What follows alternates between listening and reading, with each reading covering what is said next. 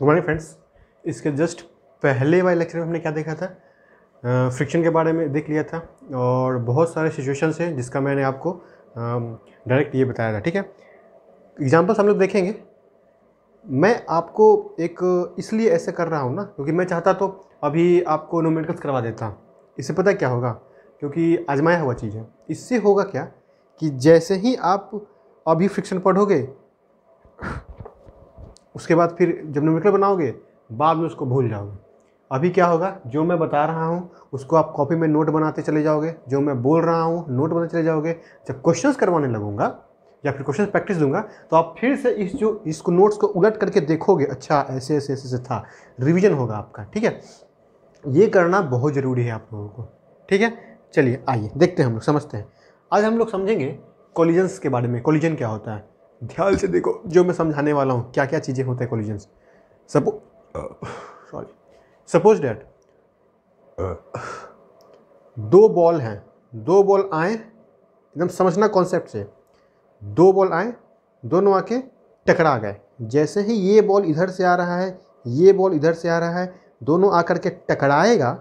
जैसे ही टकराएगा तो टकराने के बाद थोड़ा सा वो डिफॉर्म होगा, और डिफॉर्म होने के बाद जब वह मैक्सिमम डिफॉर्मेशन तक पहुंच जाएगा तब वह फिर क्या करेगा, पीछे हटेगा। इसमें बहुत सारा प्रक्रिया हुआ। तेज़ी में हमें देखने में लगता है कि दो बॉल आए, मारा, टकरा के बाहर चले जाए। दो केस। अगर इलास्टिक बॉडी है, इलास्टिक बॉडी का मतलब जो बॉडी के ऊपर फोर्स लगाया जाए वह डिफॉर्म हो करके जब फोर्स हट जाए तो ओरिजिनल शेप में आ जाए, उस टाइप के बॉडी को हम लोग कहते हैं इलास्टिक बॉडी। लेकिन जो बॉडी के ऊपर फोर्स लगा, डिफॉर्मेशन नहीं है, उसको कहते हैं हम लोग इन इलास्टिक बॉडी। तो अगर हमें इलास्टिक बॉडी के बारे में पढ़ना है, फोर्स आया, देखो क्या क्या हुआ। इधर से एक बॉल है, इधर से एक दूसरा बॉल है, दोनों बॉल, ये इधर से आ रहा है, ये इधर से आ रहा है, दोनों आएगा, आने के बाद दोनों यहाँ पे टकरा जाएगा। जैसे ही टकराया तो जैसे ही टकराया, टकराने से लेकर के जैसे ही टकराया, सटा, जैसे ही सटा, सटने के बाद ये दोनों एक दूसरे को डिफॉर्म करेगा, तो इसका एरिया थोड़ा सा डिफॉर्म हो जाएगा। तो कुछ टाइम लगा और फिर मैक्सिमम डिफॉर्मेशन, जब उसके बाद वो डिफॉर्मेट नहीं हो पाएगा तब फिर से वो रीगेन करेगा। तो रीगेन करने पर, रीगेन करने से लेकर के टच तक कुछ टाइम लेगा, उसके बाद वो टच से फिर इधर हो जाएगा। ठीक है, तो इसको कहते हैं कोलिजन। एक दूसरे में आकर के टकरा गया, इसको हमने कोलिजन नाम दिया। अब बात होता है एक चीज़ और, कि अगर कोई भी बॉडी हो, इस टाइप का बॉडी है, इस बॉडी का अगर हम मास को कंसिडर करते हैं तो एक पॉइंट मास लेते हैं, जहाँ पर इसका सेंटर ऑफ मास होता है, वही हम कहते हैं कि ये पूरे के पूरे बॉडी का मास वहीं पे कॉन्सेंट्रेटेड है। जैसे एक ब्लॉक लेते थे तो ब्लॉक को तो हम ऐसे करके मास दिखाते थे, यहाँ भी दिखा सकते थे। हम मानते हैं कि इसका जो सेंटर पॉइंट है यहाँ है, पूरे के पूरे बॉडी का जो मास है इस पॉइंट के ऊपर निर्भर करता है। तो ये जो पूरा का पूरा बॉडी है, इसके ऊपर कोई एक मास, इसका सेंटर कहीं ना कहीं होगा। सेंटर ऑफ मास आपको सिलेबस में नहीं है, लेकिन सेंटर ऑफ मास आपको 12th में पढ़ लेना है। वो क्या होता है कि ये पूरे के पूरे बॉडी का कहीं ना कहीं एक सेंटर ऑफ मास निकलता है, जहाँ पर पूरे के पूरे बॉडी के मास को रिप्रेजेंट किया जाता है। तो हो सकता है कि ये सेंटर ऑफ मास यहाँ हो, चाहे यहाँ हो, चाहे यहाँ हो, कहीं भी हो सकता है। अगर कोई इस तरह का बॉडी है, इसका सेंटर ऑफ मास यहाँ होगा। कोई इस तरह का बॉडी है, इसका centre of mass suppose date यहाँ होगा। ठीक है, तो कहने का मतलब कि जो हम एक पॉइंट को डिनोट करेंगे, इसको हम सेंटर ऑफ मास मतलब कि सी से डिनोट करेंगे। तो अगर इसका सेंटर ऑफ मास सी यहाँ है, इसका सेंटर ऑफ मास सी यहाँ है, तो ये अगर आकर के ऐसे करके टकराता है तो ये कोई ना कोई एक पॉइंट के ऊपर टकराएगा, और इस पॉइंट से जो प्लेन बनता है उसे हम लोग कहते हैं पॉइंट ऑफ प्लेन या फिर इम्पैक्ट ऑफ प्लेन।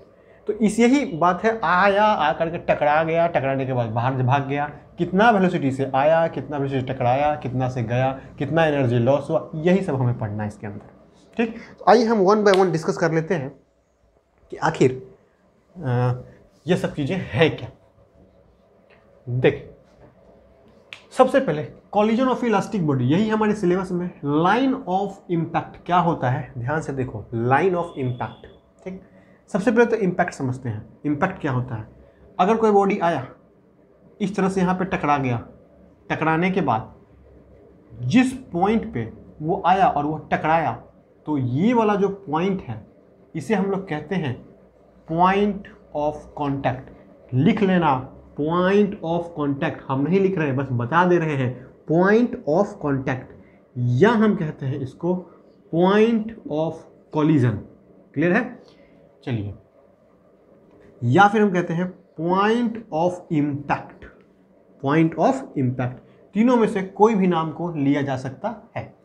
इससे एक प्लेन बनता है इस तरह से। हम ये प्लेन हालांकि ऐसे है, मगर हम इसको डिनोट ऐसे कर सकते हैं। इस प्लेन को हम कहते हैं पॉइंट ऑफ प्लेन। ठीक है? उसके बाद ये एक बॉडी है, इस बॉडी का कोई ना कोई एक सेंटर ऑफ मास होगा जिसे हमने C1 कहा, दूसरा सेंटर ऑफ मास होगा जिसको हमने C2 कहा। तो C1 और C2 जो ये और ये को जो मिलाने वाला जो लाइन है, उस लाइन को हम लोग कहते हैं लाइन ऑफ इम्पैक्ट।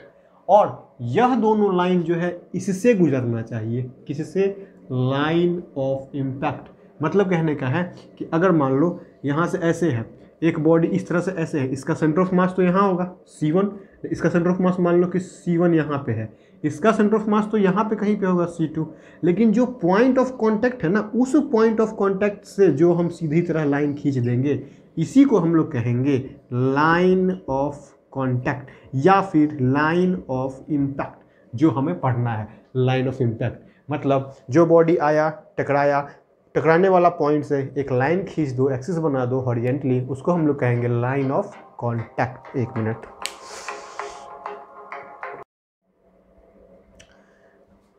हाँ, तो हम लोग कहाँ थे? हम लोग थे LOC, लाइन ऑफ कंट्रोल नहीं है ये क्या है? लाइन ऑफ कांटेक्ट, या फिर कह सकते हो लाइन ऑफ इम्पैक्ट। भाई लिख लेना यहाँ पे line of contact, line of impact. खाली ऐसे लिख लोगे ना तो बाद में पता नहीं चलेगा। नोट्स बनाने का यही जरिया, जान के मैं ऐसे करता हूँ ताकि जो बच्चे सीरियस है, नोट्स बना रहे हैं, उन्हीं को फ़ायदा हो। जो बस ऐसे ये कर देंगे POI POC, समझ में आया क्या है जो मैं बोल रहा, इसलिए मैं बोल देता हूँ, लिख लो। ठीक है? चलिए, उसके बाद क्या करना है आपको? इम्पैक्ट क्या होता है? इम्पैक्ट का मतलब देखो क्या होता है भाई, इम्पैक्ट और इम्पल्स दोनों सेम चीज़ें हैं। सेम नहीं है, मतलब रिलेटेड है। इम्पैक्ट का मतलब होता है कि कोई भी बहुत छोटा सा एरिया पर अचानक से अचानक से फोर्स लगे, उसको हम लोग कहते हैं इम्पैक्ट। जैसे ये है, ये हमने फोर्स लगा रहे हैं, तो ये ग्रेजुअली इंक्रीज फोर्स है। हम यहाँ से आए, मर दिए, तो यहाँ पर जो स्मॉल टाइम के लिए जो फोर्स लगा उसको हम लोग कहते हैं इम्पैक्ट। लेकिन इम्पल्स क्या होता है कि जो सेकेंड भर के लिए फोर्स लगा तो कुछ ना कुछ तो फोर्स F लगा होगा, और कितने समय के लिए लगा उसको अगर मल्टीप्लाई कर दोगे तो इसी को हम लोग कह देंगे इम्पल्स। बात समझे? तो इम्पल्स किससे जनरेट होता है? इम्पैक्ट से जनरेट होता है। और इम्पैक्ट क्या होता है कि स्मॉल एरिया पर ग्रेजुअली अचानक से फोर्स आए और फोर्स लग करके हट जाए, कम समय के लिए फोर्स लगे। जैसे कॉलिजन में क्या होता है, आता है, बॉल आया, टकरा के भाग गया, तो कम समय के लिए छोटा सा एरिया पर क्या हुआ, फोर्स लगा, तो इम्पैक्ट पैदा हुआ, और इम्पैक्ट पैदा होने से दोनों अलग अलग हो गया। तो इम्पल्स होता है जितना फोर्स लगता है, जितने टाइम के लिए मल्टीप्लाई कर दो, इम्पल्स कहेंगे।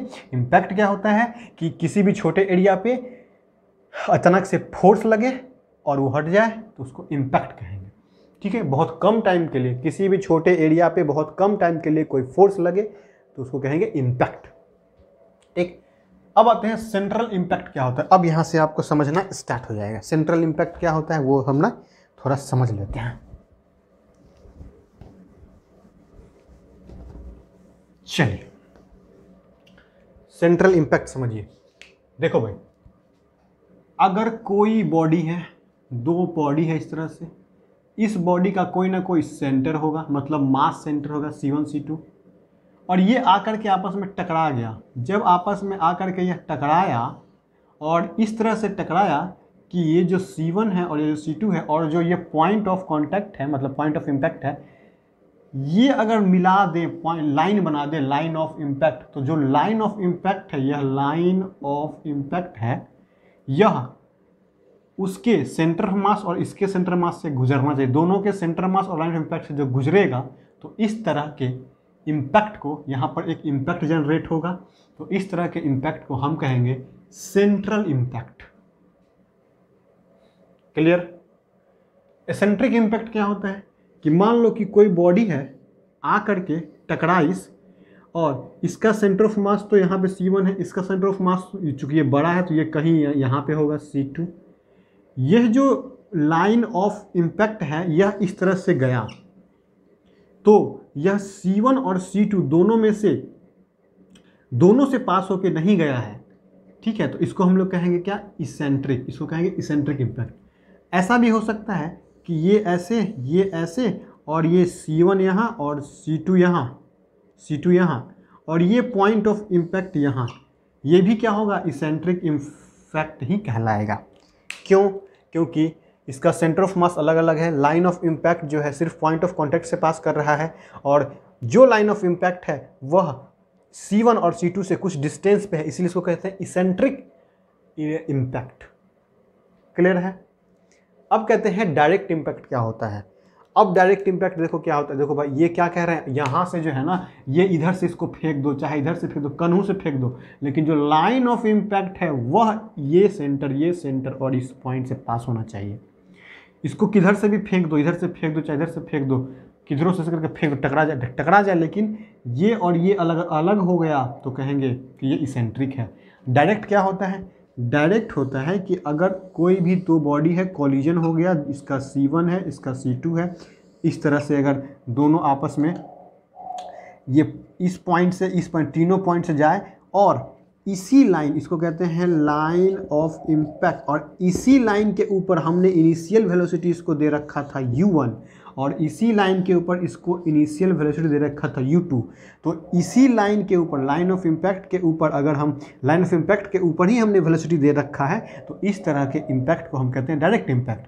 ऐसा भी हो सकता है कि ये जो है यहाँ और यहाँ, यह इस तरह से जाएगा, लेकिन इसका वेलोसिटी ऐसे है और इसका वेलोसिटी ऐसे है, ठीक है। लेकिन क्या है कि वेलोसिटी हमने इसी लाइन के ऊपर दिया है, लाइन ऑफ इम्पैक्ट के ऊपर, और ये इस पॉइंट और इस पॉइंट और इस पॉइंट तीनों से पास कर रहा है, तो इसको भी हम लोग कहेंगे डायरेक्ट इम्पैक्ट, ठीक है। अब इनडायरेक्ट इम्पैक्ट बताइए। मान लो कि ये दो बॉडी है, ठीक है, ये पॉइंट तीनों से ये पास कर रहा है, लेकिन हमने क्या किया कि इधर से मार दिया, इधर से U2 दे दिया और इधर से दे दिया U1, इधर से दे दिया U1, यहाँ से दिया U2। ये क्या होगा, इनडायरेक्ट इम्पैक्ट। क्यों? क्योंकि यह इस लाइन पे नहीं दिया गया। ऐसा भी हो सकता है कि ये U2 यहाँ नहीं, हम U1 यहाँ से भी दें, मतलब दोनों के दोनों अगर इस पे हैं तो कहेंगे डायरेक्ट इम्पैक्ट, दोनों के दोनों अगर इस पे नहीं हैं तो कहेंगे इनडायरेक्ट इम्पैक्ट। डायरेक्ट इम्पैक्ट और इनडायरेक्ट इम्पैक्ट ऐसे होता है। क्लियर है? आइए कुछ क्वेश्चंस एग्जांपल देख लेते हैं, किसका किसका ये एग्जांपल है। देखो ये किसका एग्जांपल है, ये इस तरह से है, C1 C2 से गया हुआ है। तो अगर C1 C2 से गया हुआ है और इस पॉइंट से भी गया हुआ है, पॉइंट ऑफ इम्पैक्ट से भी गया हुआ है, और इसी लाइन पर हमने वेलोसिटी दे रखा है, तो ये क्या हो गया, डायरेक्ट। क्योंकि इसी लाइन पे है तो डायरेक्ट तो हो ही गया। ये डायरेक्ट के साथ साथ और कौन सा हो गया, देखो सेंट्रल इम्पैक्ट। क्यों? क्योंकि ये तीनों तो डायरेक्ट, सेंट्रल इम्पैक्ट इसको कहेंगे। उसी तरह से बताओ इसको क्या कहेंगे, इसको क्या कहेंगे, इसको क्या कहेंगे। तो इसको तो हम कहेंगे इस तरह से जा रहा है, यहाँ, तो सेंटर से तो हो ही गया, लेकिन एक तो वेलोसिटी इसी लाइन के ऊपर है, लाइन ऑफ इम्पैक्ट के ऊपर, लेकिन एक वेलोसिटी हमको इधर से दे दी है, मतलब इसको जो है इधर से फेंके हैं हम, इसको इधर से फेंके हैं, तो इसको क्या कहेंगे, डायरेक्ट। ये क्या, ये सेंट्रल तो है, ये है, लेकिन डायरेक्ट है क्या, नहीं डायरेक्ट नहीं, ऐसे इनडायरेक्ट है। तो ये क्या हो जाएगा, इनडायरेक्ट और सेंट्रल इम्पैक्ट। अगला देखो, C1 यहाँ है, C2 यहाँ है और ये पॉइंट है, तो ये C2 इस पे नहीं लाई कर रहा है, इसका मतलब सेंट्रल तो नहीं होगा। अच्छा डायरेक्ट, हाँ डायरेक्ट है, क्यों है, क्योंकि इसी के ऊपर लाई कर रहा है, इधर से वेलोसिटी दे रहे हैं, इधर से वेलोसिटी दे रहे हैं, तो डायरेक्ट तो होगा। इसका मतलब है कि ये डायरेक्ट तो होगा, लेकिन वेलोसिटी ऐसे दे रहे हैं, ऐसे दे रहे हैं, डायरेक्ट हो गया। लेकिन ये तीनों एक ही लाइन पे नहीं है, तो ये क्या होगा, चूंकि ये ऊपर से हटा हुआ तो इसेंट्रिक हो गया, तो डायरेक्ट इसेंट्रिक इम्पैक्ट। अगला देखो, वेलोसिटी इधर से दे रहे हैं, वेलोसिटी यहाँ से दे रहे हैं, तो ये तो इनडायरेक्ट हो गया, और पॉइंट ऑफ कांटेक्ट तो यहाँ है, लेकिन C1 C2 इसके ऊपर नहीं लाई कर रहा है, तो ये क्या हो गया, इसेंट्रिक हो गया। तो इसको कहेंगे इनडायरेक्ट इसेंट्रिक इम्पैक्ट। क्लियर है? ये सब चीज़ें आपको क्लियर हो गया होगा। ठीक, अब इसको नोट करो पहले।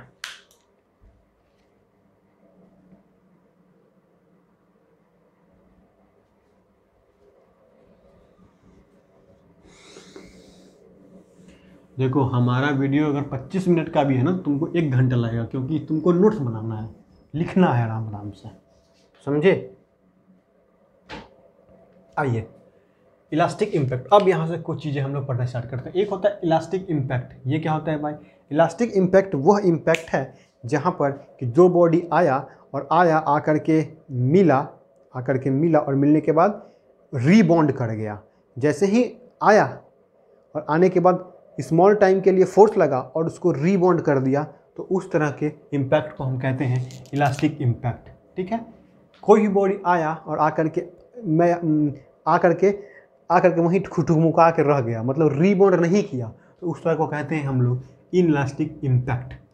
अब ये 3 चीज़ें पढ़ना आपको बहुत नेसेसरी है। Period of deformation, period of restitution, time of collision. समझो ध्यान से। कोई एक बॉडी है, आकर के बॉडी टकरा गया। जैसे ही टकराया तो टकराने के बाद, चूँकि इलास्टिक बॉडी हम पढ़ रहे हैं, तो जैसे ही पहले कांटेक्ट में आया, तो उस कांटेक्ट में आने से लेकर के यह डिफॉर्म होगा। तो इनिशियल कांटेक्ट से लेकर के मैक्सिमम डिफॉर्मेशन आया। अब स्लो मोशन में देखो, आया, टकराया, जैसे ही टच हुआ वहाँ से टाइम स्टार्ट, पूरा डिफॉर्मेशन हो गया मैक्सिमम। अब यह अंदर नहीं जाएगा, अब यह बाहर की ओर खुलेगा।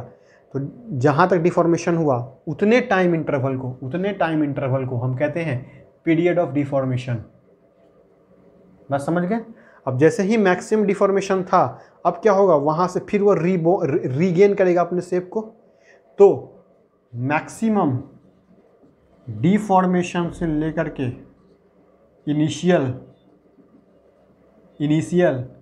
शेप तक जो टाइम लगेगा, उस टाइम को कहेंगे पीरियड ऑफ रिसिचुएशन।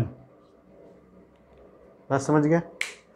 उसके बाद जैसे ही मैक्सिमम से जब इनिशियल तक आता है, तो मैक्सिमम से इनिशियल तक आने वाले जो भी मैक्सिमम से इनिशियल तक आने का जो फेनोमेनन है, उस फेनोमेनन को हम कहते हैं रिसिचुएशन।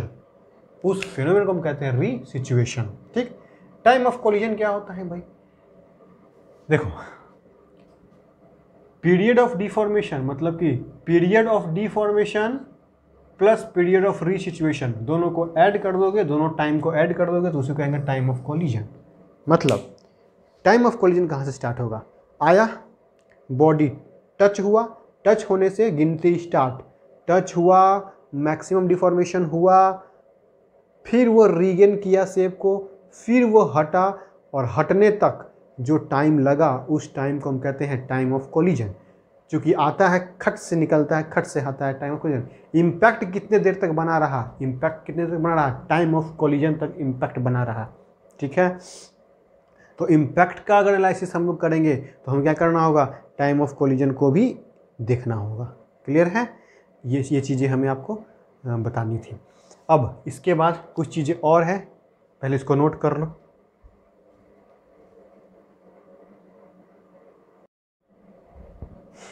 चलिए आइए देखिए, हमें देखना है कंजर्वेशन ऑफ मोमेंटम। ठीक है, ध्यान से पहले समझो क्या कहना चाह रहा है। अगर कोई बॉडी है, दो बॉडी मूव कर रहा है, मान लो इधर मूव कर रहा है, ये इधर मूव कर रहा है, ये un वेलोसिटी से मूव कर रहा है, ये u2 वेलोसिटी से मूव कर रहा है।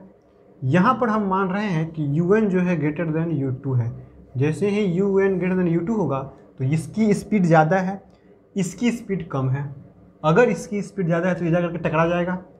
टकराने के बाद क्या सिचुएशन होगा? जैसे ही यहाँ आ गया, यह टकराएगा, तो यहाँ पर एक इम्पैक्ट पैदा होगा। ये हमने अभी पढ़ रखा है। इम्पैक्ट क्या होता है?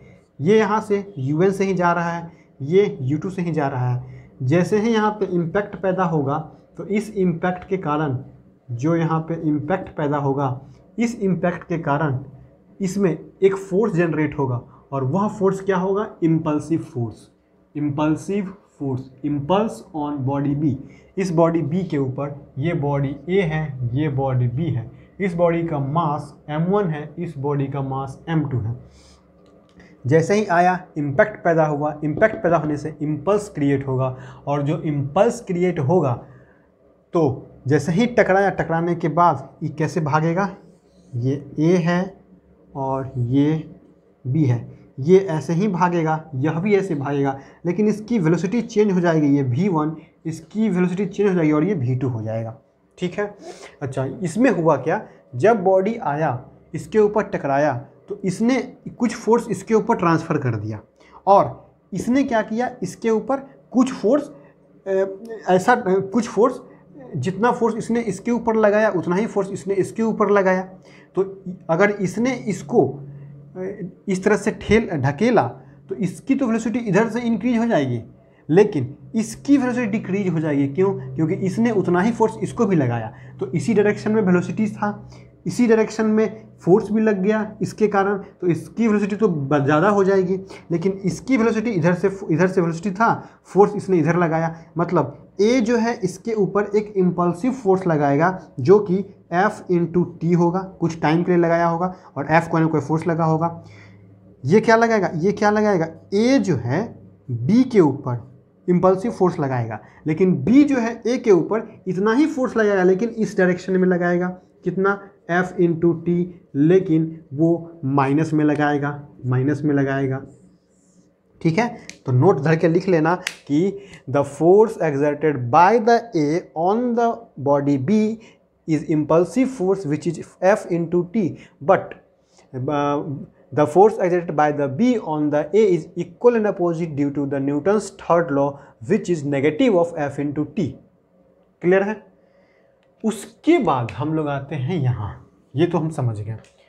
Impulsive force on body of B. Impulsive force क्या होता है भाई? Impulsive force F into T on body B.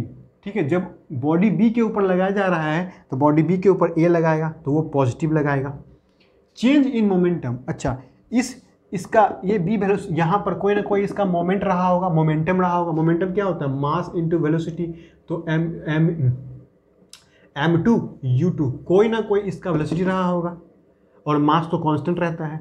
तो इसके जब वेलोसिटी में चेंज आया तो क्या होगा? इसके मोमेंटम में भी चेंज आ जाएगा। ठीक है, तो क्या होगा? चेंज इन मोमेंटम होता है बी के ऊपर, तो क्या हो जाएगा? बी के ऊपर change in momentum, mass into velocity.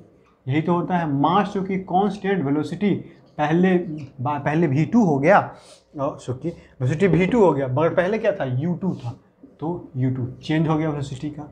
ठीक, इसको मान लो इक्वेशन 1। उसके बाद सिमिलरली क्या होगा कि जो इम्पल्स है ऑन ए के ऊपर क्या जनरेट होगा? इसके ऊपर भी जनरेट होगा, जो minus of F into T होगा, इम्पल्सिव फोर्स। लेकिन यहाँ पर भी चेंज इन मोमेंटम जरूर होगा, चेंज ऑफ मोमेंटम। किसका भाई? ए का। तो अगर ए का चेंज ऑफ मोमेंटम होगा तो m तो m1 है, ये तो m2 था, m1 है। बाद में यह वेलोसिटी v1 से जा रहा है, लेकिन पहले u1 से जा रहा था। कौन? ए। अब देखो यहाँ पे समीकरण 2, देखो समीकरण 1 और समीकरण 2 से हम क्या पाते हैं कि ये ft है और ये भी ft है, तो दोनों इक्वल है, खाली नेगेटिव का साइन है, मतलब this equal minus of this हो जाएगा। इसका मतलब equation 1 equal minus of equation 2 confirm होगा। जब इक्वेशन 1 माइनस ऑफ इक्वेशन 2 होगा तो हम इसको आराम से लिख सकते हैं, क्या? m2 v2 minus m2 u2, ऐसा लिख सकते हैं। यहाँ पे क्या लगेंगे? Minus of m1 v1 minus u1, तो ये तो यही रहेगा, m2 v2 m2 u2, यहाँ पे क्या? माइनस m1 v1 और प्लस m1 u1। अब जरा ध्यान से देखो, इस m1 u1 और ये m2 u2 को उधर ले जाते हैं तो हो जाएगा m1 u1 plus m1 u1 plus m2 u2, m2 u2 is equal to m1 v1, इसको इधर ले आए हैं, plus m2 v2 plus m2 v2। इसी को प्रूफ करने के लिए ये चीज़ कहा गया है कि ये इनिशियल इनिशियल में मोमेंटम जो भी दोनों का रहा है, बाद में टकराने के बाद भी मोमेंटम वही हो जाएगा। क्लियर है? लेकिन इसमें बहुत सारी चीज़ें होती हैं।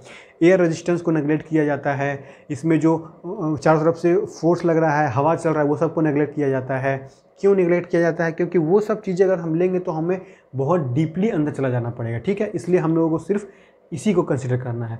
इसमें एक चीज़ और आपको पढ़ना है, क्या कि ई क्या होता है? इसेंट्रिक। भाई देखो, वेलोसिटी इस ई है आपको इलास्टिसिटी या इसेंट्रिसिटी भी कह सकते हो।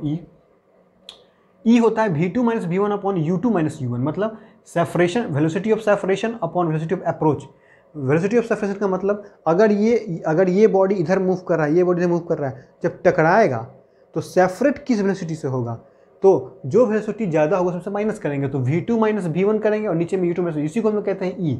अगर ई इक्वल टू 0 है तो उसको कहेंगे inelastic body, E equal to 1 है तो कहेंगे इलास्टिक बॉडी। अब जैसे ही ये मूव कर रहा है तो इसके अंदर कोई ना कोई काइनेटिक एनर्जी होगा, यह भी मूव कर रहा है, इसके अंदर भी कोई ना कोई काइनेटिक एनर्जी होगा। तो जब दोनों आकर के टकराया तो काइनेटिक एनर्जी का लॉस हो जाता है। ठीक, इसमें लॉस हुआ, इसमें वो चीज़ बढ़ गया, और energy neither be created not be destroyed, it can be only transferred one form to another form. ये हमें पता है। हुआ क्या, कितने काइनेटिक एनर्जी का लॉस होता है? मतलब देखो, ये ऐसे जा रहा है, ये गया, अपना वेलोसिटी इस पर दे दिया, तो इसमें से कुछ काइनेटिक एनर्जी इसमें आ गया, इसमें काइनेटिक एनर्जी का क्या हुआ? लॉस हुआ। इसमें क्या हुआ? गेन हुआ। जितना लॉस उतना ही गेन, क्योंकि एयर रेजिस्टेंस वगैरह को हम लोग नेगलेक्ट करते हैं। तो कितना लॉस या गेन होता है, तो हम उसी को टर्म में लिखते हैं लॉस ऑफ काइनेटिक एनर्जी। वो निकालते हैं m1 m2 by 2 into m1 plus m2, और ये होता है U1 माइनस U2 का होल स्क्वायर। इसको कहते हैं लॉस ऑफ काइनेटिक एनर्जी। ठीक है, चलिए यही पढ़ना था आपको। अच्छा, कोई कभी कभी होता क्या है कि ऑब्लिक का मतलब ये होता है कि कहाँ बताएं, यहाँ दिख रहा है क्या?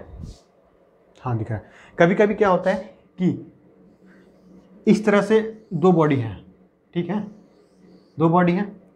अब करता क्या है आदमी कि यहाँ से वेलोसिटी दे देता है और यहाँ से वेलोसिटी दे देता है, अलग अलग वेलोसिटी। एक यहाँ से दे दिया, एक यहाँ से दे दिया। ठीक है, खैर ये क्वेश्चन का बात है, ये करेंगे क्वेश्चन तब समझ में आ जाएगा। ठीक है ना, जो कि ये इसेंट्रिक है, इसमें बहुत सारे केस लिया जाता है, वो क्वेश्चन हम लोग करवाएंगे आपको। ठीक है, चलिए अब कुछ चीज़ें आप लोग समझ जाइए। बहुत चीज़ होता है कि भाई एयर को नेगलेक्ट क्यों कर देते हैं, क्यों नहीं करते हैं, क्योंकि एक चीज़ आप समझ लो, मान लो आपको कि एयर रेजिस्टेंस कैसे काम करता है और हम लोग क्यों नेगलेक्ट करते हैं एयर रेजिस्टेंस को। हमें पता है ना कि कोई भी चीज़ को अगर हम छोड़ दें तो वो समान वेग से गिरेगा। कब? जब वो वैक्यूम में होगा। क्यों गिरता है वैसा वैक्यूम में? क्योंकि वैक्यूम में क्या होता है, दोनों का जो जी होता है ना वो लगता ही नहीं है, तो दोनों समान अवस्था में गिरते हैं, चाहे मास कितना भी हो, मास पे डिपेंड नहीं करता है। एक एग्जाम्पल आपको हम समझा देते हैं, देख लो। जैसे ध्यान से देखना, ये क्या है, ये मान लो कि कॉपी है, ठीक है, ये कॉपी है और ये एक पेज है, सिर्फ सिंगल पेज है। जब हम दोनों को गिराएंगे एक साथ तो दोनों एक साथ नहीं गिरेगा। ठीक है, कहाँ तक दिखता है आपको जी? अच्छा, यहाँ तक देखो। दोनों को जब हम एक साथ गिराएंगे, दोनों पहले ये गिर जाएगा। क्यों गिर जाएगा? ध्यान से देखो, पहले गिरा कौन? वो कॉपी, और उसके बाद गिरा पेज। ऐसा क्यों हुआ? ऐसा इसलिए हुआ क्योंकि यहाँ पर जी तो दोनों पे बराबर काम कर रहा है। जब जी दोनों पे बराबर काम कर रहा है तो इसको क्या कर रहा है ना कि एयर रेजिस्टेंस लग रहा है, और एयर रेजिस्टेंस यहाँ पे लग रहा है इसलिए, और ये हल्का है इसलिए इसको ऊपर की ओर हवा ढकेल रहा है। इसको भी ढकेल रहा है लेकिन इसका मास भारी है इसलिए इस पर कम काम कर रहा है। ठीक, अब एक चीज़ देखना, अगर मैं इसी कॉपी के ऊपर ये रख दूँ, ये रख दिया, क्लियर है? अब इसको गिराता हूँ, देखो यहाँ तक दिखता होगा। अब देखो दोनों साथ साथ गया। क्यों गया? और अगर अलग अलग करेंगे तो ये पहले चल जाएगा। देखना, देखो पेज बाद में गिरा। ऐसा क्यों? ऐसा इसलिए होता है क्योंकि जब हम दोनों को गिरा रहे हैं तो इधर भी एयर काम कर रहा है, इसको ऊपर ढकेल रहा है क्योंकि बीच में एयर है, एयर रेजिस्टेंस का काम करता है। इसको भी एयर रेजिस्टेंस का काम करता है, लेकिन ये भारी है इसलिए जल्दी गिर जाता है, हल्का नहीं गिरता है। लेकिन जब इसको हम इसके ऊपर रख देते हैं तो होता क्या है एक्चुअल में, दोनों साथ गिर जाता है। क्यों? क्योंकि इसमें तो एयर काम कर ही रहा है, लेकिन जो इसमें यहाँ पर था, जो इसमें एयर काम कर रहा था, वो हमने क्या किया, इसको ढक दिया। मतलब इसके और इसके बीच में कोई भी एयर नहीं है, मतलब अब ये वैक्यूम का काम कर रहा है इसके पेज के लिए। तो पेज के लिए जब वैक्यूम का काम कर रहा है तो उसमें एयर रेजिस्टेंस लग ही नहीं रहा है, तो इसके साथ ही गिर रहा है। ये बात समझे, इसलिए ये इसके साथ गिरता है। बात समझ गए? यही चीज़ होता है कि हम एयर रेजिस्टेंस को हमेशा क्या करते हैं, नेगलेक्ट कर देते हैं। नेगलेक्ट हम इसीलिए करते हैं ताकि जो आने वाला जो इक्वेशंस है उसमें चेंज ना आ जाए, ठीक है। क्योंकि सब चीज़ को अगर हम लेने लगेंगे तो फिर दिक्कत हो जाएगा। मोमेंटम में क्या करते हैं, ऐसे जब टकरा रहा है तो तुमको नहीं लगता कि हवा चलता होगा, इधर से हवा चलता होगा? क्यों ऐसा करते हैं? ऐसा इसलिए करते हैं क्योंकि हम एयर रेजिस्टेंस को नेगलेक्ट कर देते हैं, इसके अंदर जो खुरदुरा चीज़ है उसको नेगलेक्ट कर देते हैं, यही काम करते हैं। मतलब ये चीज़ें आप नोट कर लो। इसके बाद फिर कुछ चीज़ें हैं, उसके बाद न्यूमेरिकल्स देखो, न्यूमेरिकल्स ही बनाओगे तो समझ में आएगा। ये तो खैर ऊपर मैंने बता दिया इसलिए, चूँकि प्रूफ तो करवाना नहीं है मुझे, प्रूफ तो मैं ऐसे भी नहीं करवाता हूँ ऑब्जेक्टिव वाले एग्जामिनेशन प्रिपरेशन में। हाँ, अगर रहता आपका ये तो करवा देता, सेमेस्टर रहता तो करवा देता, ठीक है। चलिए इसको नोट कीजिए जल्दी से, उसके बाद मिलते हैं हम लोग नेक्स्ट लेक्चर में।